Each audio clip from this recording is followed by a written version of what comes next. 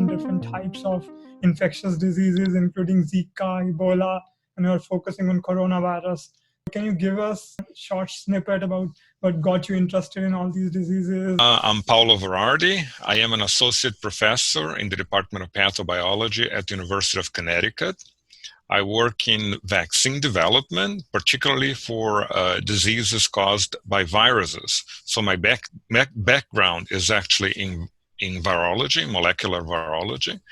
And I work in early stage vaccine development against a number of viral diseases, both human diseases and animal diseases. Which human diseases you are working on, or you have worked on in the past?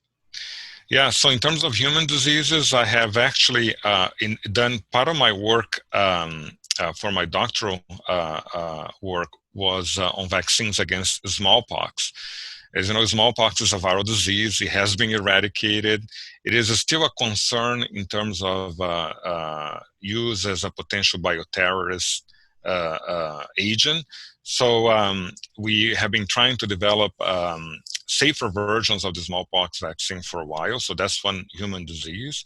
But we have also used the vaccine for smallpox as a platform to develop vaccines against other diseases. So one of them, for example, is against Zika virus. I am a native of Brazil. I actually got interested in virology back when I was in Brazil, in part because of the efforts that were being done when I was an undergraduate student in terms of the polio eradication program there for poliomyelitis. So I helped, with the vaccination campaign for polio there. And that's sort of what got me interested, not only in virology, but also in vaccine development. So I came here to the United States and I started working on, again, the smallpox vaccine, trying to improve safety, but also use it as a platform to develop vaccines against other types of agents. And more recently, because of the Zika virus outbreak in Brazil, I was obviously interested in Zika virus vaccines. But I also am working out on a number of different types of vaccines against, they're called tick-borne infections, tick-borne diseases. So those include Lyme disease, that's a bacterial agent actually, but also a number of other viruses that cause tick-borne diseases. One that's common here in our area is Poisson disease, caused by Poisson virus. When you say in your area, you're talking about Connecticut, right? And in our area, I'm talking really in terms of the Northeast, in particular, for tick-borne diseases, correct. Not just Connecticut, in fact, the entire Northeast here. Okay. And it goes really beyond there's a little bit of history here, which maybe you can share with our audience about Lyme in Connecticut and the Lyme disease. Do you want to talk about that a little bit? Well, I can talk a little bit. So I haven't done much work with Lyme disease yet, but obviously, I was a resident of Brazil. I moved to California. That's where I pursued my graduate studies. And then I eventually came here to Connecticut.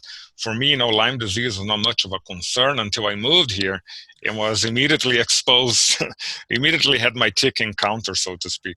So then I became much more aware of the problem, that Lyme disease is, and the prior efforts, trying to come up with vaccines, and just in general to try to deal with this problem, which is quite significant, obviously, particularly here in my state of Connecticut, because the city of Lyme, the town of Lyme, is not far from here where I am now. But in fact, the entire Northeast, now Lyme disease is expanding here in the U.S. Really expanding west, south, north, in fact, and it's also a problem, in other parts of the world, including Europe and so on. And it's not the only tick-borne disease. So there are many, many other ones, including some, there are viral, diseases caused by viruses, and those can be quite significant. They can cause encephalitis. Some of them cause hemorrhagic fever. So I'm interested in some of those agents and developing vaccines against some of those as well. So most recently, you've been working in the coronavirus space. So can you talk a little bit about that? And also you can address the pace at which all these vaccines have been developed, if that surprised you. Or... Absolutely. So this year has been a very difficult year for everyone. Um, but it's really amazing because back in January, if I would mention some words like herd immunity or viral vector vaccines or messenger RNA vaccines, nobody would know what I'm talking about essentially. And now fast forward to December of the year. So that was back in January. Now fast forward to December, and pretty much everybody knows what all of those things are. So what is an adenovirus-based vaccine? What's a messenger RNA vaccine? The concept of herd immunity and so on. So obviously, back in January when the new coronavirus was identified, um, um, because it is a very specific class of viruses, not a lot of people were working on coronaviruses or coronavirus-based vaccines. But everybody that had the background in vaccines started investigating it, early on. I was one of those people that early on started investigating or considering, work on vaccines for the novel coronavirus. The reality is, some companies, and Moderna is one of them, right from Massachusetts, started working on them, very, very early on. And they were using a new platform, this platform based on messenger RNA. And those vaccines can really be developed very, very quickly.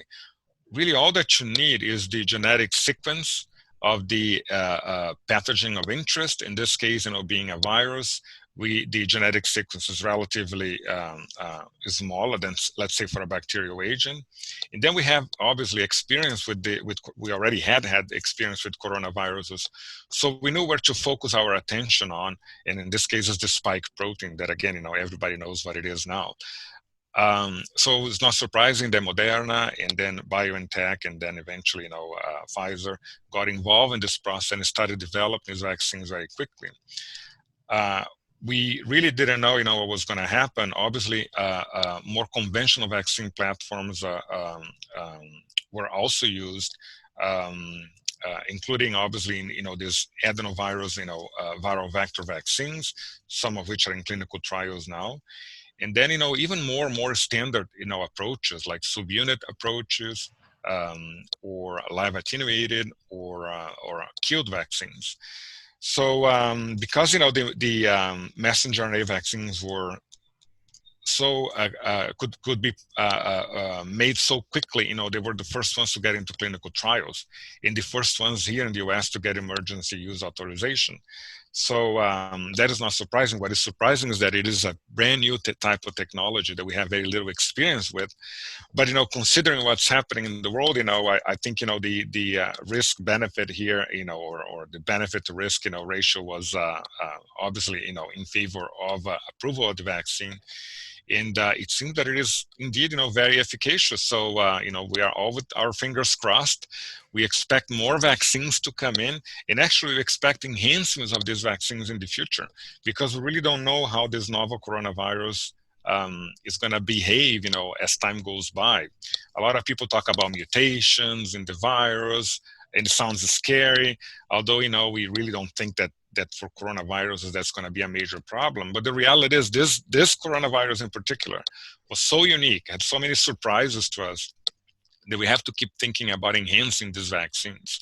So what I would think is that some of these are first generation vaccines, and that there will be improvements and updates, perhaps in the future. So we're going to have a very busy 2021, still talking about vaccines, still trying to get the vaccine. So the reality is vaccines are not going to go away anytime soon. And and I guess my line of work is going to be in high demand, so to speak.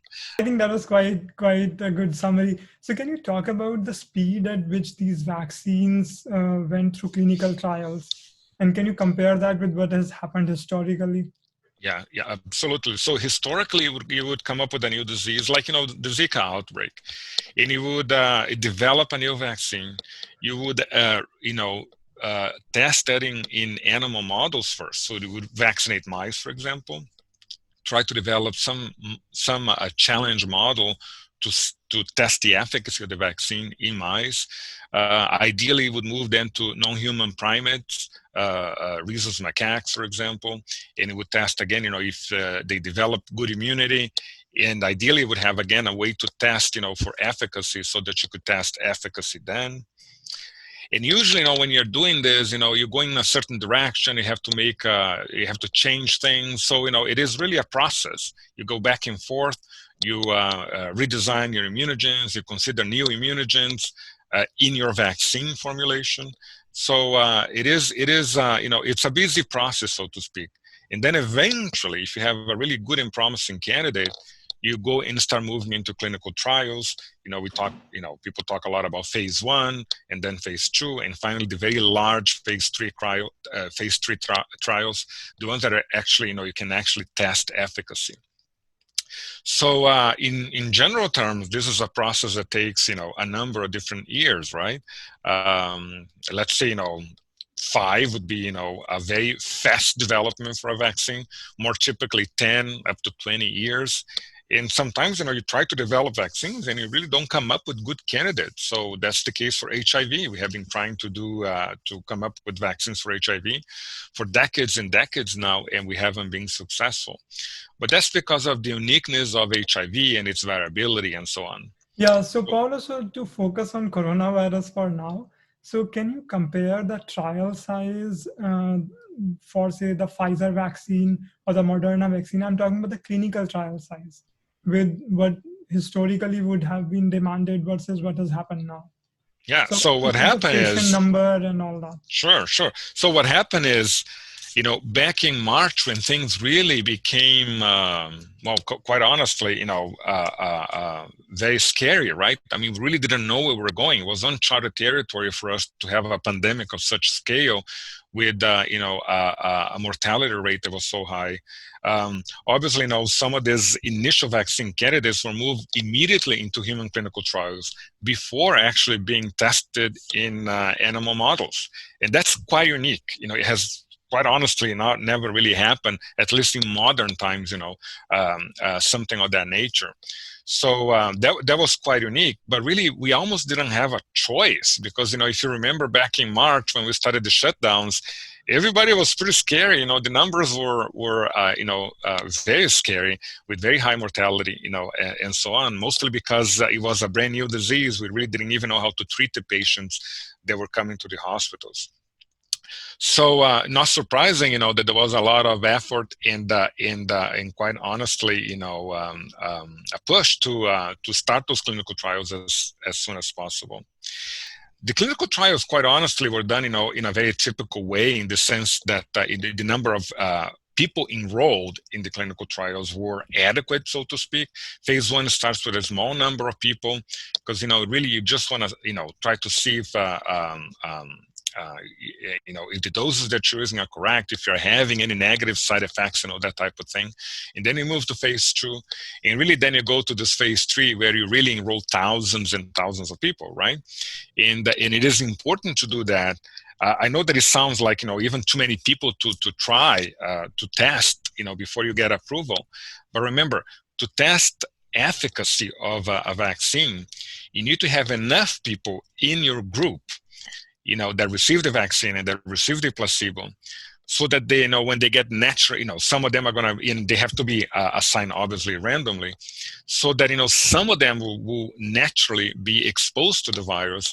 And then you can compare, you assume that, if you have a very large number of people, that exposure will be, about the same in both groups, the placebo and the one receiving the vaccine. And then, when you compare the number of people that actually got infected or got the disease in the placebo versus the vaccine group, then you can make, a determination of the effectiveness of the vaccine. So the reality is we may have a clinical trial with 40,000 people, for example. Let's say 20,000 in one arm, the vaccine, and 20,000 in the placebo group. But the reality is that, when you're looking at efficacy, those 40,000 will tell you a lot of good information, including, the adverse side effects, adverse events, that type of thing. But really, in terms of efficacy, is only, that group of people that got exposed, infected, and got disease in the placebo group that will really count. And then when you look, and you compare it to that number in the vaccine group, that's when you determine, efficacy. So that's why you need those large number of people.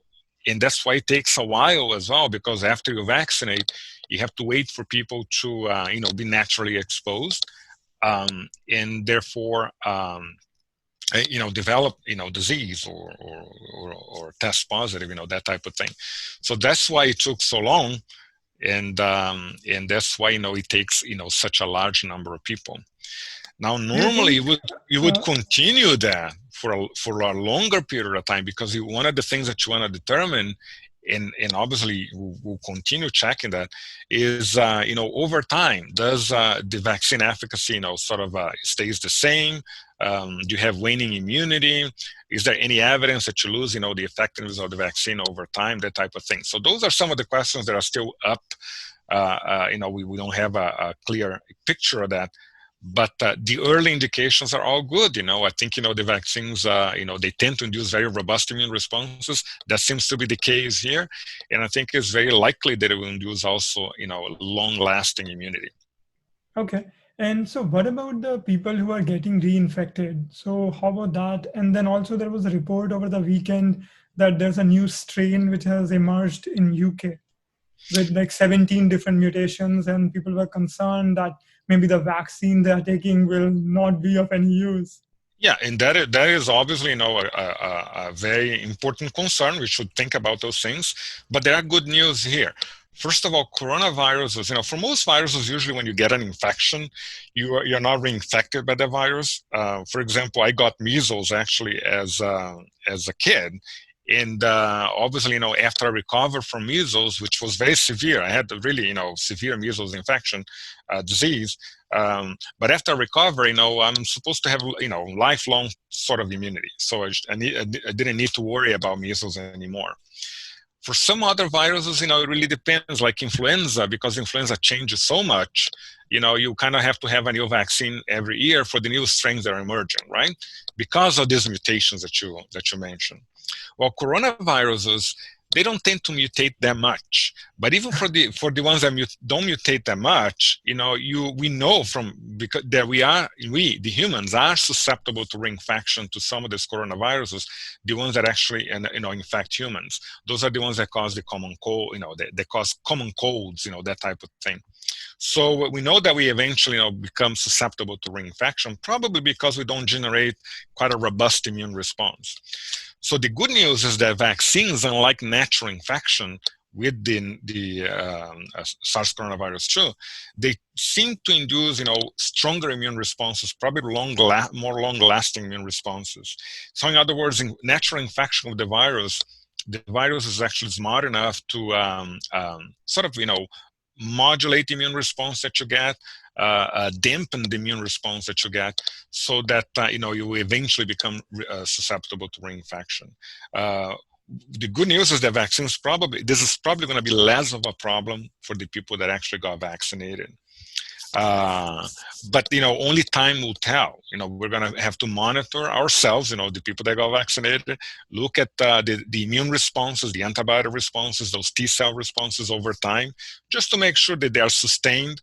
And if there is any indication that they may be waning or something, maybe what we should do in the future, I guess, is get booster immunization. I told you about influenza that mutates a lot, right? And every year you sort of need a new version of the vaccine. It needs to be updated. So coronavirus usually don't mutate much, but this one is a brand new virus in the human population. So it is expected that the virus will adapt a little bit to humans, right? And when viruses do that, when a new virus comes into a new population, it tends to, in this case, a new species, right? Humans. It tends to mutate a little bit. And it tends to, and those mutations tend to do two things in particular. One is they usually try to enhance, transmissibility. So, the virus, is essentially the variants, the variants that are selected are the ones that transmit a little bit better. Luckily, typically, they also tend to become more attenuated, which is good news for us. So even though some of these mutations probably are going to end up enhancing the transmissibility of the virus, they are probably going to pay a little bit of a price for that, and that price will be that they're going to cause less severe disease. Now, that's usually what would happen. We still, and this is a novel coronavirus. It has surprised us in so many different ways. We don't know how it's going to go. But these new mutants and variations that are being identified, they are not, necessarily, there is no evidence right now for concern. We believe that the vaccines are still going to be able to protect us even from these variants. But it's not out of the question that perhaps in the future we may have to update the vaccines, get booster immunizations.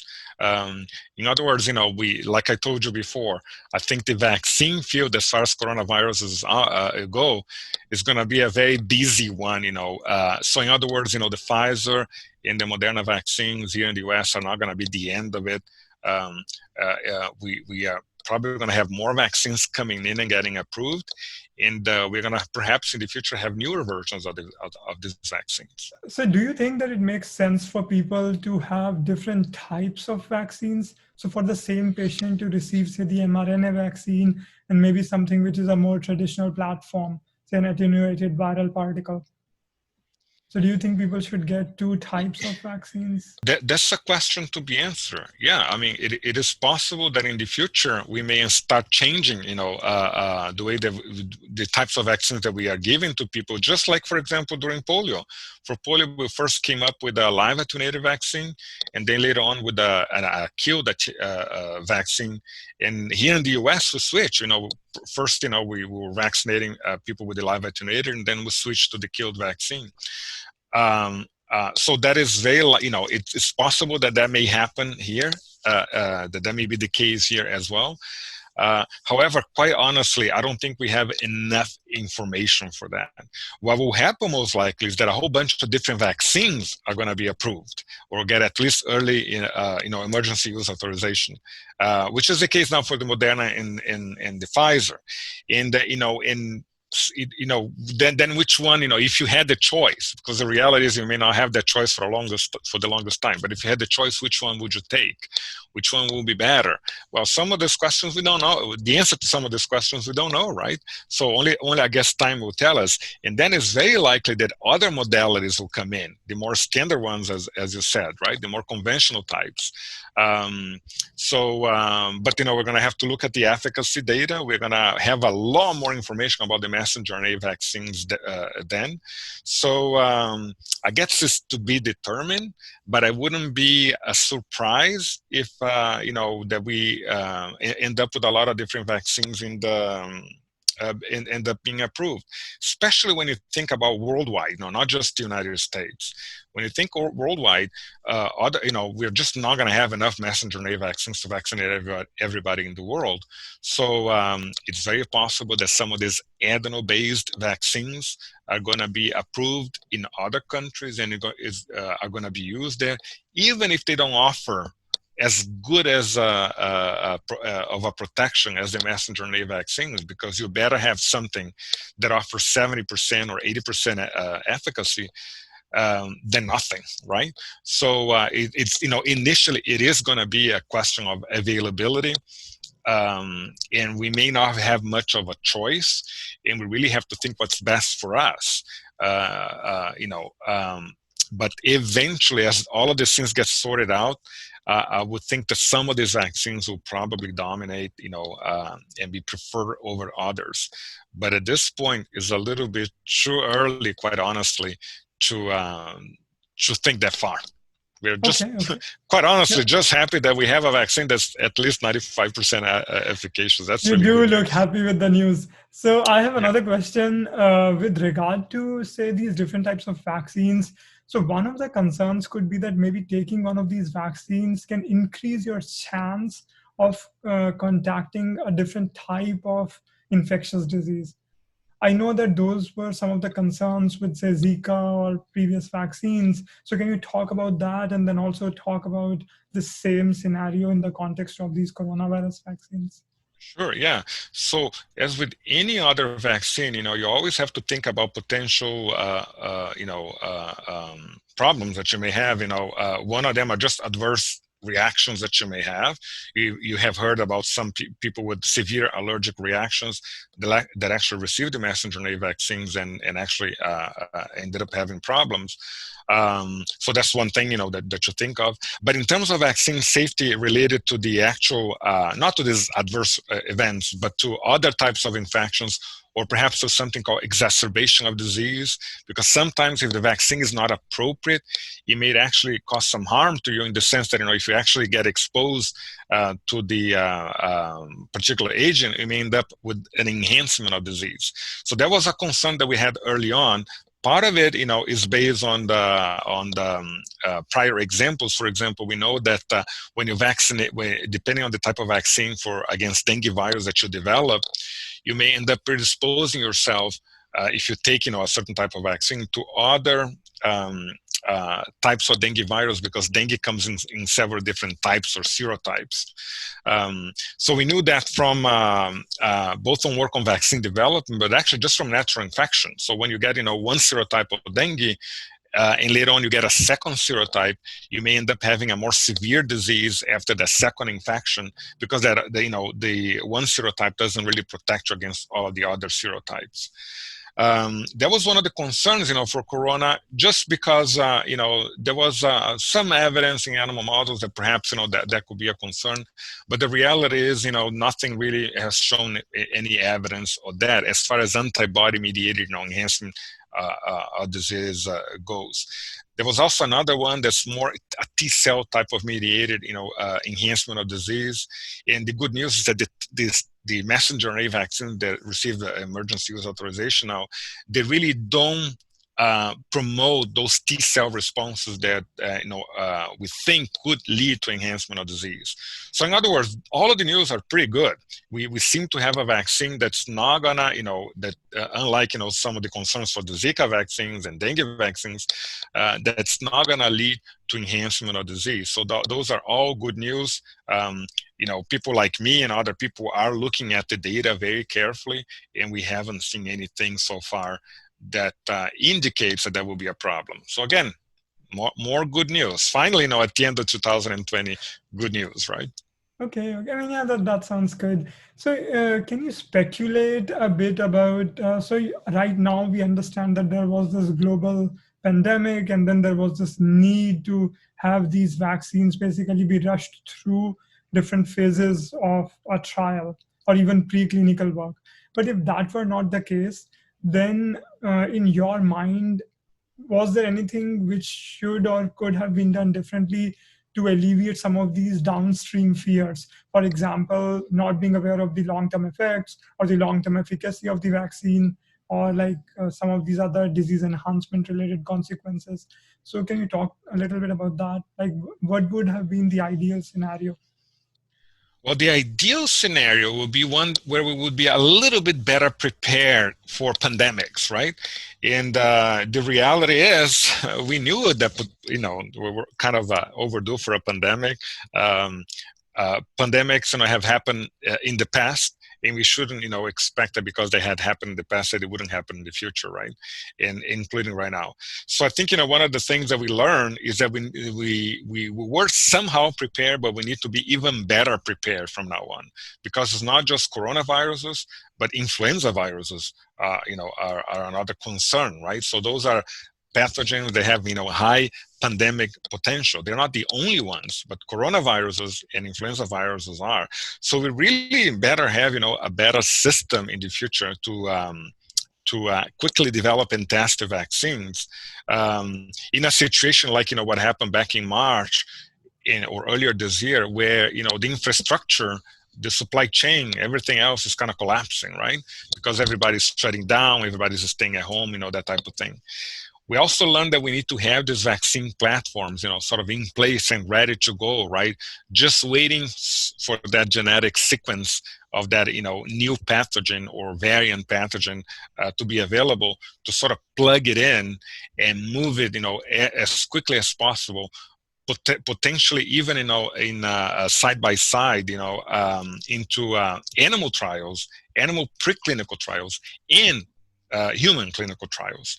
So similar to what was done now, but we really need to be better prepared, because uh,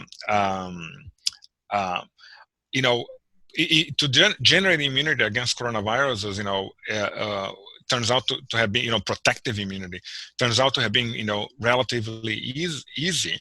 But going back again, to HIV, that has not been the case, despite decades and decades of research and attempts, right? So we better, be a little bit better prepared, I guess, in the sense that we need to have this platforms, there's what we call plug and play platforms, where you essentially, just copy a genetic sequence and plug it into the vaccine vector, and you're sort of ready to go. That was very easy to do with the messenger RNA-based vaccines, but we should be ready to do that for other types of platforms as well, so that if this were to happen, ever again, we would have, we will not depend on one vaccine or one platform, or, we will not depend on a unique supply chain, that type of thing. Because the reality is, for for a pandemic of this nature, what you need to do is to have as many safe and efficacious vaccines made as many as possible, so that you can, target them to different places. For example, people have been talking a lot about the Pfizer vaccine and the requirement for this ultra low, cold chain, right? So it really requires ultra low freezers, to keep the vaccine. So, luckily that is working so far here in the United States, because we already have a system, not only of ultra low freezers, but dry ice shipment, that type of thing, that allows the vaccine to be distributed without much problem. Although we are not distributing, very, very large numbers or doses yet, that may become more of a problem in the future. But think about, some other countries where, you have, limits in the capacity, to keep the cold chain. And there are lots of places like that in the world. That's happening in India. So I think Exactly. that, yeah, so they have ruled out the Pfizer vaccine there. Exactly. So you think, Brazil, you think India, you think, so, really the entire, Latin America, you think Africa, you think, certain parts of Asia, like you mentioned, India and so on. So that's a completely different reality. So that vaccine in its current form is really not going to be, a good choice. You're not going to be able to get and vaccinate as many people as easily as possible. That's why you need something else. And obviously, the Moderna one seems to be, more stable, lower, and not such low temperatures. So that's an alternative. But perhaps what you need is even something much better than that, something that's really thermostable, that really allows its distribution very, very easily, so in places like that. So as you can see, the solutions have to be kind of almost slightly different, right? And you have to think about speed, but you also have to think about delivery. You also have to think about cost. We really have to talk about cost, because right now the vaccine is given free to us, but we know it's not going to become free. It's taxpayer money, so we are paying for it one way or another. And in resource-constrained, countries, poor countries, that's going to be, a problem as well. So that's why, a vaccine that's 70% efficacious versus a vaccine that is 95% efficacious may not be a bad solution for certain parts of the world, especially because we have to define efficacy a little bit better. Because sometimes, you may have a vaccine that doesn't protect from infection. In other words, you may still get exposed, you may still get infected, but protects you from severe disease. That's better than nothing, really, right? And sometimes, just protection from severe disease, protection from hospitalization is maybe all that you need. Obviously, the gold standard, the ideal is to get protection from infection, so you don't even get infected, you don't transmit the virus, you don't get sick at all. But we have to be, in a pandemic situation like that, you have to be realistic, right? I mean, the clock is ticking. We have to do something. We can't wait for, a perfect vaccine in a perfect world, because vaccines, are not always perfect, and certainly the world is not perfect, right? What is available here is not going to be available in another place. So that's why, the the global response, I think, has been really good. And people say, oh, and why are you trying so many vaccines? Well, you have to keep trying. We have learned our lessons from the past, and we have to find solutions that are, equitable, that allow, the vaccine to be distributed the vaccines to be distributed in an equitable fashion. So quite honestly, I think if I look back at 2020, because now is December anyway, if I look back, I have to say, this was the best case scenario in terms of vaccine development. Obviously, I'm not talking about the pandemic, but the speed by which the vaccines were developed, the speed by which the clinical trials were started, I think, really shows that despite not being perfectly prepared, we ended up, really doing quite well. But we cannot forget the lessons. In comes 2022, 2023, we have to remember one thing, that we have to keep funding research, both in terms of vaccine development and so on, but also, in terms of, finding where these pathogens are, the ones that have potential to become pandemic.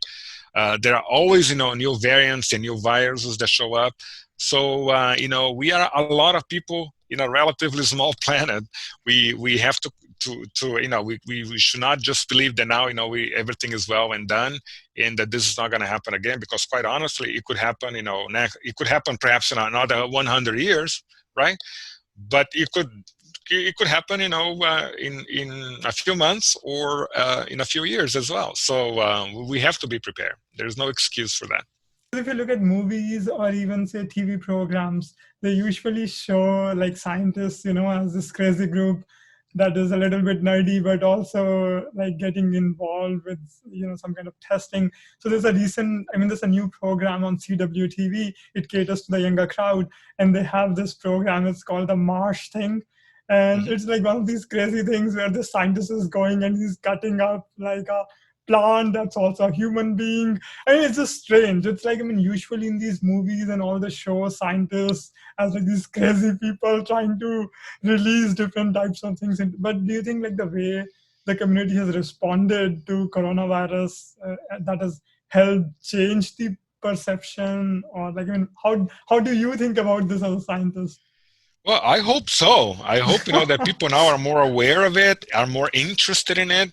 People understand things better now as well, because, we know so much more about epidemiology in general than we knew, from last year. I'm talking about the general, your average person knows much more now than they knew before. Are you sure about that? Because we are living in times when we are talking about alternative facts. So sometimes Oh, it's sure. No, hard no. to believe. I'm saying, on average, the average person knows a lot more than they knew before. Okay. So that is the good news. That's the good part of it. The sad part of it, is that there was a pandemic, related to a virus, but also a pandemic of misinformation, right? Misinformation now can circulate instantly. It can seem to come from credible sources when in fact it doesn't. That's probably, one other pandemic that we're going to have to fight. But in general, I hope that people are more aware of the science, and I hope that people will feel more, especially the younger people, will feel more interested in pursuing careers in science, that type of thing. And I know that people have talked about the Fauci effect, that there has been an increase in medical school applications, that Yeah. type of thing. I think that is all good, but but society has to, society really have to think of a way to protect us in the future. And when you purchase a car or a house, you are required to pay insurance, right? For the house, you're required to pay insurance for the car. And I think, what we need globally is sort of, is health insurance for the planet, is health insurance for ourselves. And, as a global community. And we need to, again, to invest more money exactly, in these types of areas of research, vaccines, vaccine developments, but also, pathogens, all of this ecology of these pathogens. So we need to understand there's a lot a lot better, so that we are better, again, prepared. We can predict things a little bit earlier. We can respond a little bit quicker, you know. So we sort of have to pay a little bit of a price for that, right? I mean, these things are not gonna, just happen because, we want them. They do cost money. You have to employ people. You have to educate people. All of those things. So my hope is that we are going to change a little bit, and we're going to see these things as more of an insurance, something that is worth putting your money into, because if something bad happens, we are going to be, again, better prepared in many points of view. But then on the other side, you have people, they are either hesitant in terms of vaccines, right? So vaccine hesitancy, it is significant. And then you have, obviously, people that are against vaccines, the anti-vaxxers and so on. So, a lot of more education is needed. I think, a lot more discussion is needed. We still have a long way to go. That's the reality. And at the end of the day, we are human beings, right? We are emotional beings. We are political beings. We, and there's not much that we can do about that. But I think, we as a society really have to start thinking seriously about, ensuring ourselves that we are, again, better prepared for this in the future. So, and it comes down to funds, we could go on the pros and cons of pharmaceutical companies and vaccine companies and vaccination campaigns and everything. We've obviously, we could talk for hours about that. But I guess, that's what we need. We need to talk, a lot about that, so that we start understanding, this a little bit better, and perhaps, again, spending a little bit more money, setting a little bit more money aside for this type of events. I think you touched upon a really good point about like how we think about these different types of enterprises or companies.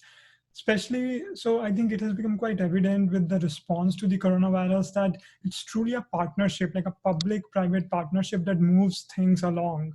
Can you comment a bit about that? Absolutely, because people, have this idea that, the government, federal government here in the US and governments elsewhere, that they are the ones, they should come up with this type of solutions. They should be making the vaccines. They should be distributing the vaccines. And the reality is, history has shown that doesn't really work.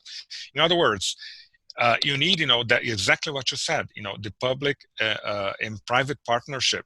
So vaccine companies are good at what they do because they and obviously they are for profit, right?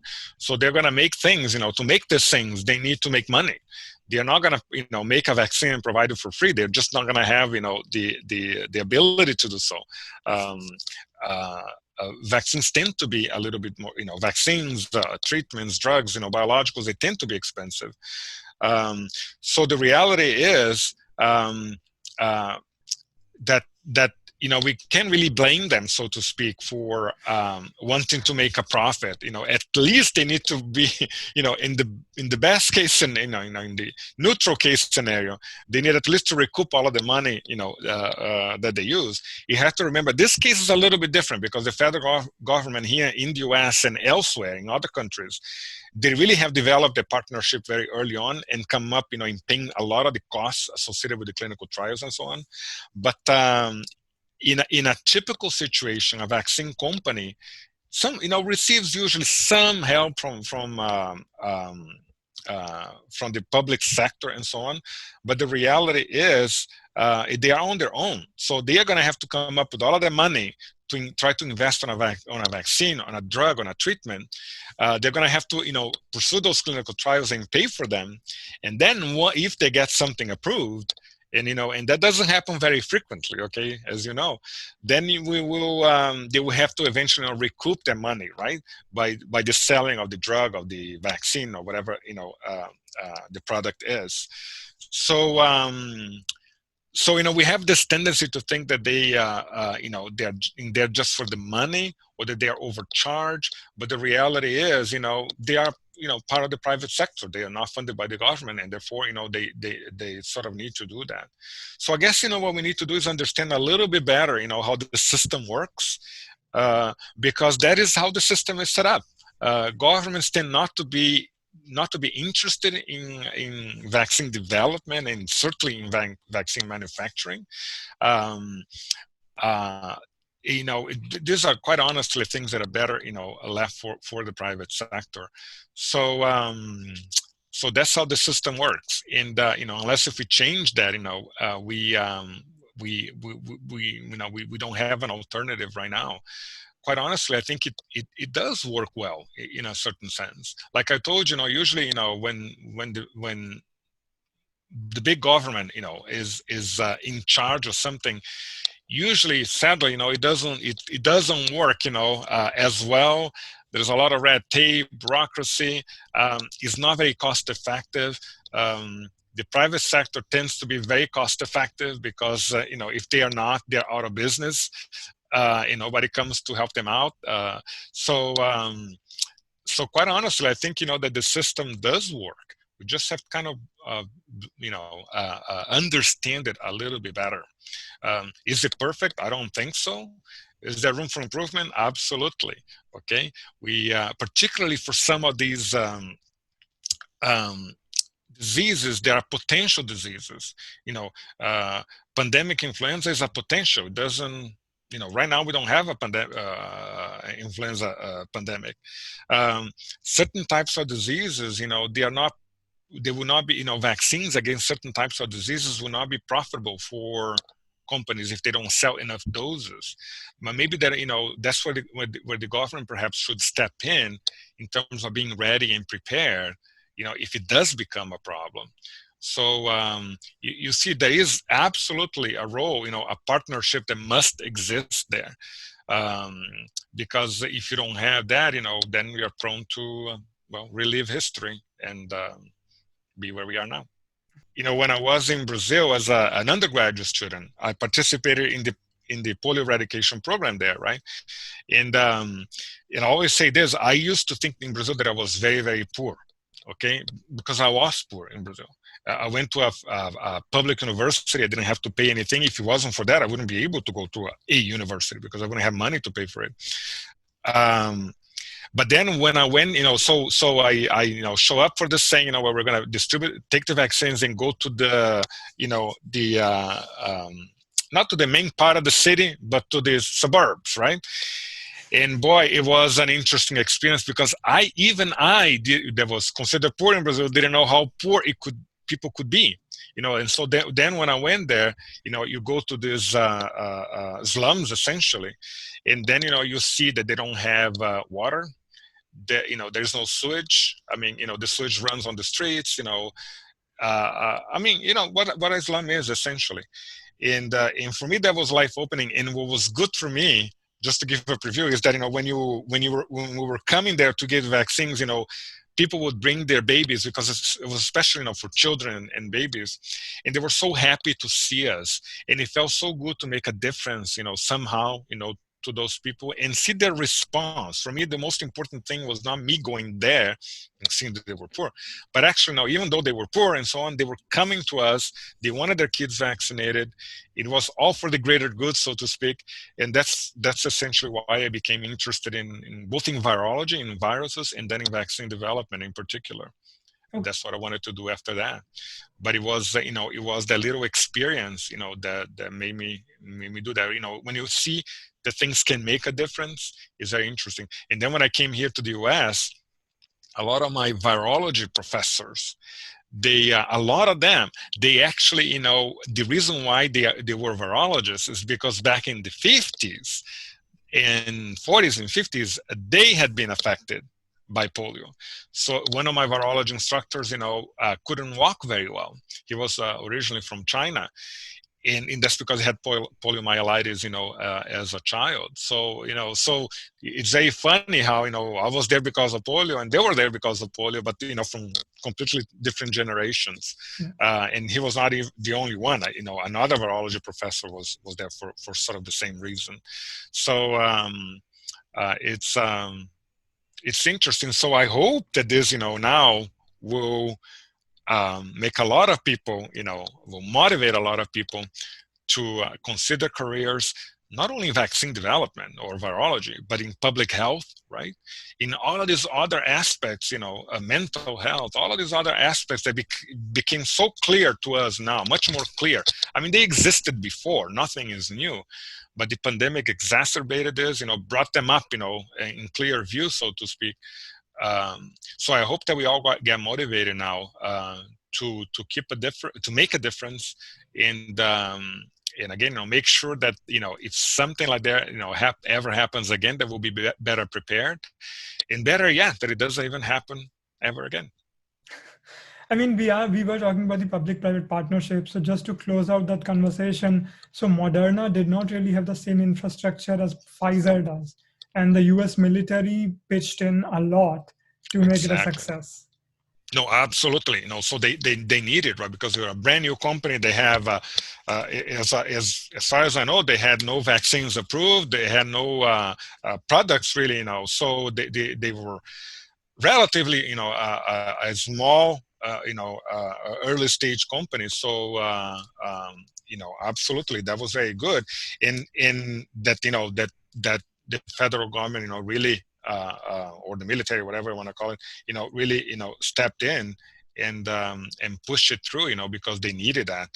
The other good news is that some of these messenger RNA platforms now, I mean, the platform itself now has the potential to be used for a number of other different diseases. So we are gonna probably see a little boost in vaccine development for a few years to come, if not decades.